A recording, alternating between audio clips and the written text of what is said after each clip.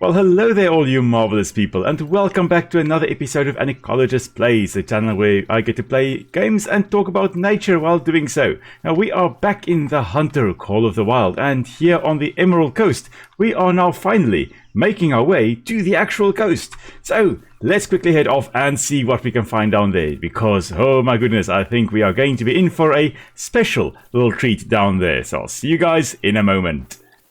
Now, as we are getting closer to the ocean here, we are finding these little pools, these little saltwater pools, and this is because with spring high tide, the water would actually come from the ocean all the way up to where we currently are, and then it would retreat as the tide falls. Now, of all the habitats and all the maps of the game, this is probably my favorite, the mangrove forest, dominated by these mangrove trees, the big ones and the small ones that we can see right over here. So this little one over here probably came down from the adult when it was fruiting. And mangrove trees are quite cool. A lot of the species will have its seed actually germinating up in the tree, and it forms a peg-like root that grows straight down.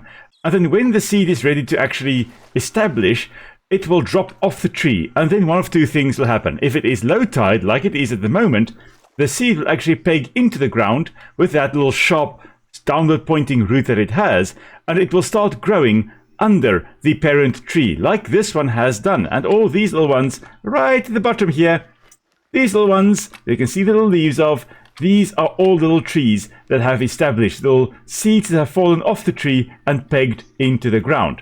Now, of course, if it is high tide, there will be water under these trees, and the seed will drop into the water, and instead of pegging directly into the ground, it will actually float away. As the tide drops again, it will float out into the ocean and then be carried by the ocean currents to potentially islands hundreds or thousands of kilometers away, potentially dispersing quite a long distance away from this parent plant. So this tree has the amazing ability of establishing its offspring directly underneath it, because this is a perfect place to establish. I mean, it grew to the adult size and started reproducing, so it would want some of its offspring to actually establish here, but it also has the ability to have its offspring disperse far and wide, potentially ending up in areas where there are no other mangrove trees. But yeah, this is a typical mangrove forest. Now, they have a variety of problems. One thing is that they are growing in salty soil and water, and that is potentially a problem. So very often what will happen is on their leaves, some species will actually have glands that allow them to excrete the excess salt. So they will take up the salts in their roots, take it up, and too much salt in their tissue would actually be bad. And so by having these salt glands, they can then get rid of that excess salt, and they're able to survive in this very, very salty environment. And oh goodness, there we go. There is a saltwater crocodile. Oh, that is a beautiful male. Okay. Wow. We're going to have to keep an eye on that. Another one is giving a warning call. Oh, goodness. There it is. There it is as well. Oh, wow. Okay, we are in Salty Central. Let's just stand a little bit further away from the water. Saltwater crocodiles, like all crocodiles, are of course ambush predators. They would wait by water's edge for unsuspecting prey to come closer and then lunge out at them. Now there is that little guy moving over there. Oh, here's a big one. That is a big boy. Wow. Okay, we're going to try and get him in a moment. Oh, there's another one fleeing. Oh, wow. A lot of male. Oh, there he is, right over there. Not sure whether we got any shots in. Oh, we did get a shot at least on him. Okay, we're just going to go get him, and then we'll talk about the mangroves again in a moment. I think he has just popped up. There he is. He's floating. So now we just have to wait for him to get to us, because we're just going to wait for him right over here. So the mangroves having the ability to actually excrete the excess salt through the salt glands is actually great adaptation. But some other species will actually take the excess salts, because you don't want too much salt in your tissues. That will be bad for the tissue in the leaves and the plant overall. So some species actually exclude the salts at their root, but that takes a lot of energy. And others will take up the salt and then put it in some of their older leaves. I'm not sure whether we can actually see the older leaves in the tree here. There should be some yellowish leaves there, and they would actually put the excess salts in there and then just get rid of those leaves. And the Leaves will, of course, decompose in this environment and then release the salts again. But, oh, this was a beautiful male. Oh, we did get... Oh, it's a gold trophy. Oh, wow. Solid gold trophy. Where did we get him? The lungs. Okay. Let's just quickly have a look here, because the saltwater crocodile, I mean, like all crocodiles, they have kind of a weirder body plan. It's not 100% sure where to aim for it. But yeah, we apparently got the lungs, and the big, big, big lungs. Crocodiles are able to hold their breath for quite a long time. I think up to something like 2 hours underwater. It's amazing. The heart is relatively small, right over there in the front, it seems. Okay. But, I mean, look at this. This is just marvelous. I will get back to the salties in a moment. Let's actually... I think I have actually got a gold trophy, so we're going to not taxidermize this one. But back to the mangrove trees. Now, apart from salt, they have another problem that they face, and that is drowning. Because, yes, trees can drown, even the ones that are specially adapted for life in this semi-aquatic environment. So when the tide rises, it will actually cover up to potentially up here by the base of the trunk. And the soil is filled with water, and that's bad for the trees with their roots in the soil, because they need oxygen at root level. So the mangrove trees have a variety of adaptations. Apparently there is another one quite close to us. We're just going to take our rifle out just in case it decides to actually flee at us. Because we don't want to be eaten by a salty today or ever. That doesn't seem to be after us. So these mangrove trees, you can see these weird things sticking out of the soil. Well, these are its aerial roots, its pneumatophores. And these roots act like snorkels. So when the tide rises, they will have access to oxygen for longer. They are covered with lenticels, which are like stomata, which allow gaseous exchange in the leaves. In this case, just on the roots or the stems. And then it gets oxygen in, and it takes that down to the roots, which are in the anoxic or oxygen-poor soil. So it's still able to breathe, even if the tide rises. Not only that, but some of them will also, like these ones here, have these roots over here, these strut-like aerial roots. And these also will have lenticels present on them. Where are you? Right over there somewhere. There he is. That's another big one.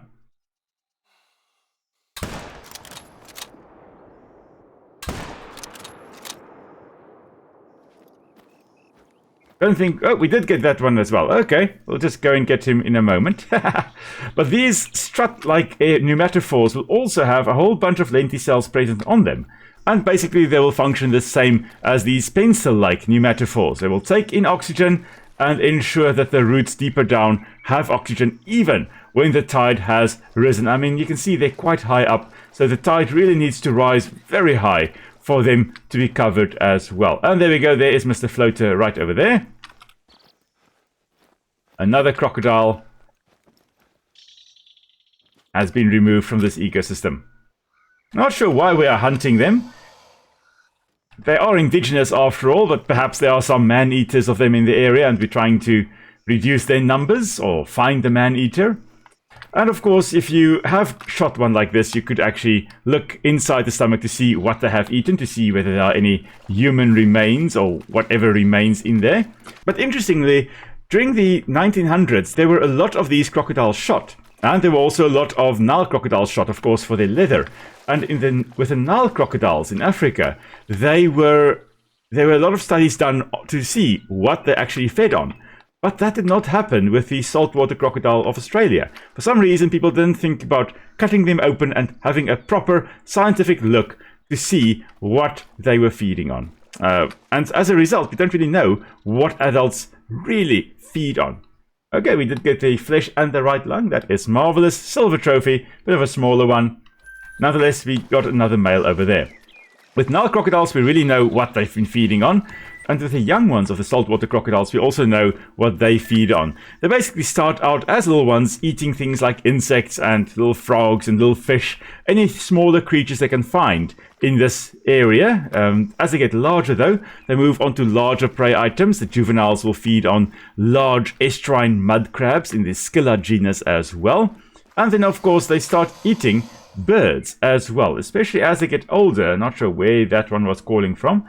As they get older, things like magpie geese and emus will obviously also be targeted. Now we've got a female over there somewhere. Females are generally a little bit smaller than the males. Can't see her at the moment. There she is. There she runs. That's a nice big female though. Big males can grow to be a little bit over 6 meters in length, which is astonishingly big.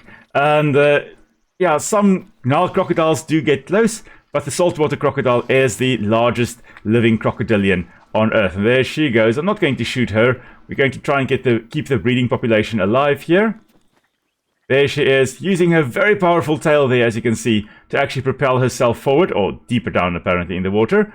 Really amazing swimmers. They are about 3 or 4 times, I think 3 times faster than the fastest human swimmer, which is yeah, something to keep in mind. You will not be able to outswim these guys in the water. Over land, you may be able to outrun them if you have a bit of a head start. They are surprisingly quick on land though, but they are really short distance sprinters. You can hear them giving that hissing sound. Not sure where it is coming from, but they are definitely aware of my presence. But yeah, so the largest crocodilians on Earth, we've got the saltwater crocodile here, and then we've got the Nile crocodile from Africa, and then the... Ah! Hello there! Stop that! I did let you live, and this is how you repay me. No. That is nonsense. Yo, that was a nasty little bite there from that one. Oh, I don't think I really got her though. Probably no organs hit there. Yeah, no organs hit, but I did get a bit of her. Goodness. Giving me a fright here. Now, crocodiles do have amazingly tough skin, and there are reports of crocodiles basically soaking up bullets from AK-47s. Gustav, for example, the big crocodile from Africa, that one comes to mind in particular, having been reportedly shot a number of times and still just kind of shrugging off the bullets. Very, very tough skin has allowed them to survive for millions of years, relatively unchanged, the crocodilians. But as I was saying, saltwater crocodile, the largest crocodilian alive on Earth. Hello there. There's another female. I'm going to try and leave her. Unless she attacks me, then she will have to be ended. If she's a man-eater, then I am going to do something about that. But notice kind of waddling around on land. Typical waddle for a crocodile, waddle walk. Waddle, waddle. And the tough scutes, those hard bone-like scales on the upper body, on the top side, on the back, and then on the tail as well.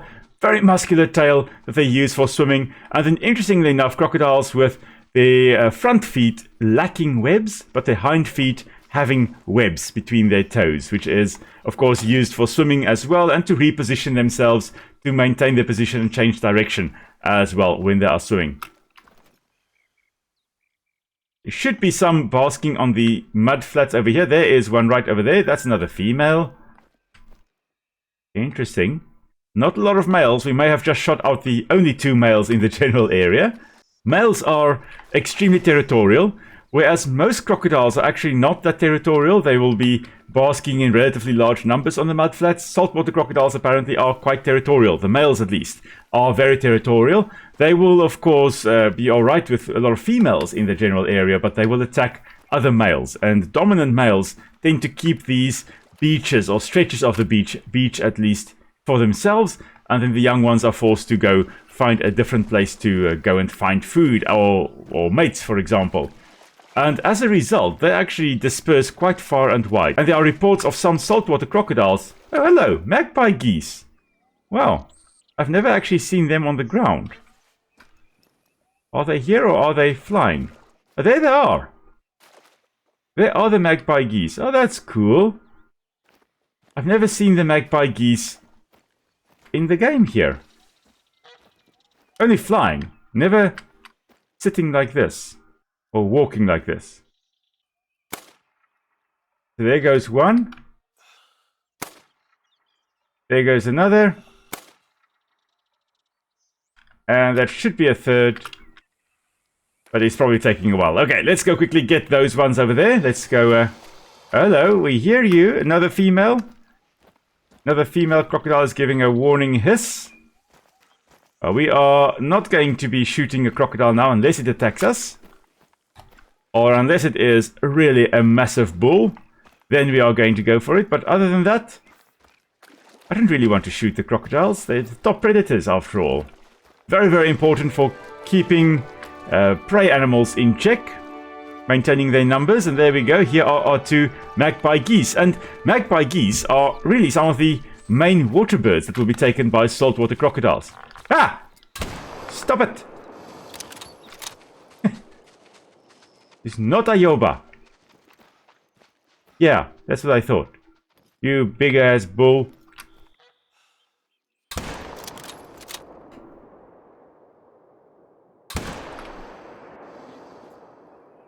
Yeah, we got him. He's bleeding. And I'm going to go get him later. Oh, that was not fun. Okay, these crocodiles are really scaring me. As I was saying, the magpie geese would be chilling around the water here, and maybe in the water, and of course that means that the crocodiles can lunge out and grab them. They will use a very powerful tail to kind of lunge out of the water. Very, very good at doing that. And yeah, they've really thrown me off my game here. But here we go, magpie goose. Typical water bird with a webbed feet. Of course, they will use the webbed feet to swim around in the water.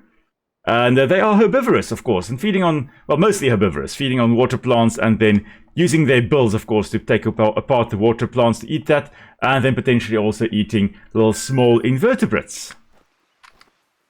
Silver trophies, not too bad. We'll take it. This is, of course, a female, a little duller in color. Oh, it's leucistic as well. Leucism, of course, being the absence of all pigments. That is what leucism is. So that male crocodile would have been the dominant male, or would be the dominant male on this stretch of beach. And females would, of course, be chilling around here as well. He'll have access to the females.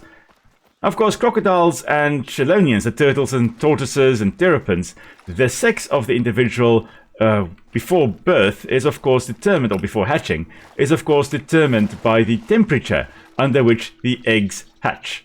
And with crocodiles, the eggs that hatch under warmer temperatures will be male, whereas the ones that hatch under colder temperatures will in fact be female. So when they build their nests, you'll have a big nest constructed somewhere above spring high tide mark, above the highest level the water will go. Oh, where is this male, I wonder? Not sure whether he has in fact died or not. Maybe he hasn't. I think that's him. Yeah, that looks like a dead crocky. Okay, so the nest will be constructed and very often covered with leaves, dead leaves that then decompose. There's another one here somewhere. Let's just keep an eye on her. And then as the leaves decompose, it also kind of heats up the nest, which is great for the eggs that are developing inside. And the ones closer to the surface will then, of course, develop as males, and the ones deeper down will then develop as females. But interestingly, with chelonians, with turtles and terrapins and tortoises, it's the other way around. That where the ones that hatch under warmer temperatures will in fact be females, and the ones that develop under cooler temperatures will be male. Not sure why that works, or why that is, but I know with crocodiles it actually makes sense for me that the ones that are close to the surface will also be the ones that are more likely to be eaten by monitor lizards and all kinds of predators that come and eat the eggs and potential hatchlings. So you'll lose a lot of males, but you'll have a lot of females, and you only need one male on the stretch of beach to fertilize all the females. So for me it makes sense. There is another magpie goose. Oh, that magpie goose is very close to where the salty is as well. Will probably be eaten by that saltwater crocodile. Really top predators, these salties. I love them. I love crocodiles overall. I would not, want to be eaten by one, but I love them nonetheless. Really awesome creatures. Really primeval in appearance. Now, people call them living fossils, but not truly living fossils. The saltwater crocodile as a species is about 5 million years old, so that's amazing. And they have, of course, remained unchanged during that time. But crocodilians overall are also very, very ancient.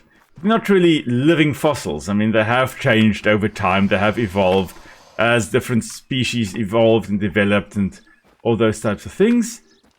Another one. Oh, there we go. Open mouth. That may be a way to cool down in this case, or it may be a bit of a threat display. I'm not sure which one it is. Of course, crocodiles will open their mouths to cool down because it exposes the inside of the mouth. And as wind blows across there, as there's air movement there, a lot of blood vessels in the inside of the mouth, and as a result then the... Hello there. No, no, no, no, no. No, no, no. Listen. Go. Go to the salt water.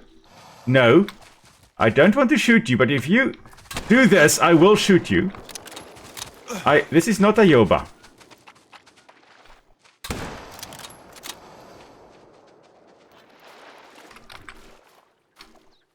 Are we all done now? Oh, that is a massive blood splatter. There we go, vital organ hit. At least that was a quick kill. Listen, if you guys keep on attacking me, you will be shot. There we go, bobbing around. There's another one. Stop it. No.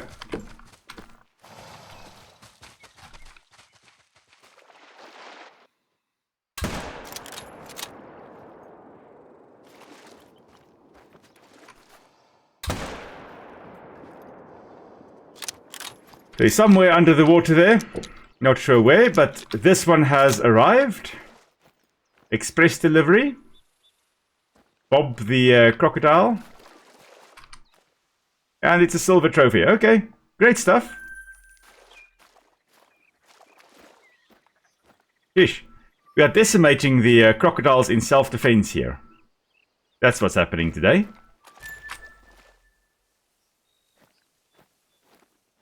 But I don't think this crocodile is dead. I think it probably absorbed the bullets.